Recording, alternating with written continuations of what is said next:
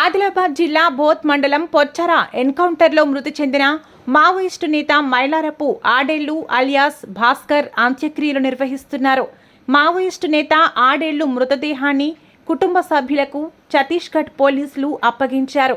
నేడు తన స్వగ్రామం బోత్ మండలంలోని పొచ్చరలో కుటుంబ సభ్యులు, బంధువులు, అభిమానులు అంత్యక్రియలు నిర్వహిస్తున్నారు.